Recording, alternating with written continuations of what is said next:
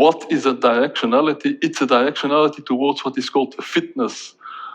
It's the idea of the survival of the fittest. Fit systems are preferred over unfit systems. Many people misunderstand this fitness. Fitness is relational. That means to be fit, it's not a question of being strong or being dominant.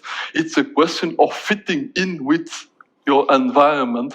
That means to be adapted to your environment. That environment consists itself of other systems.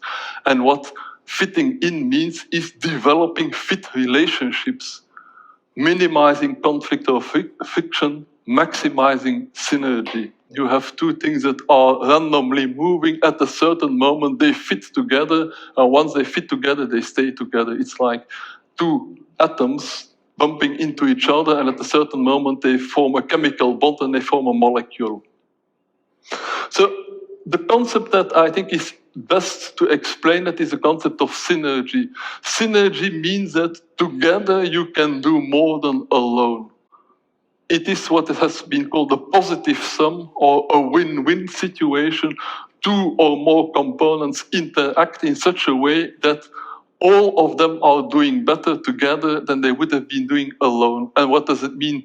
Doing better together, because we're speaking about fitness, it means surviving, growing, developing better. A coral is a colony of polyps, but these polyps intrinsically, they have algae, unicellular algae living inside the polyps. Why is that? Because the algae, they can photosynthesize, they can extract food from carbon dioxide in the water, which the polyps can't do. Vice versa, the polyps provide protection to the algae.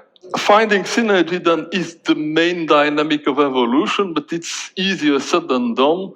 Most combinations of systems are not synergetic, so you need to find one. You need to find one when there is a positive sum. That means you need to try out many different interactions with many different systems until you find one where both or more partners profit. So that's you need local interactions. Now, sometimes the process can accelerate, and that's typically what we call self-organization. You have a number of components. Some of them start fitting in and then they all align. I won't have the time to go into this, but people who have seen other talks of me will recognize this slide. It's one of my favorite simple examples. All the little arrows represent magnets, small magnets that are pointing in different directions. Now, because magnets repel each other if they point opposite, this is an unstable configuration, but if you put enough variation into it, the magnets will eventually align and all point in the same direction, which means that they are helping each other, they are multiplying their magnetic field, and they make that the whole thing gets magnetized. What's important now is that if you have different components that come together, they align, they form a whole. They form now a system, they are coupled, and that system typically has properties that the components do not have, what are called emergent properties.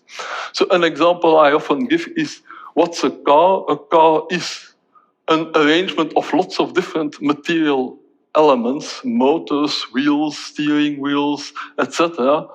But what's the important property of a car? That it can drive, and it can drive with a certain maximum speed. None of these components on its own can drive or has anything like a maximum speed. Maximum speed is an emergent property that you get when you put all the components together in a synergetic way.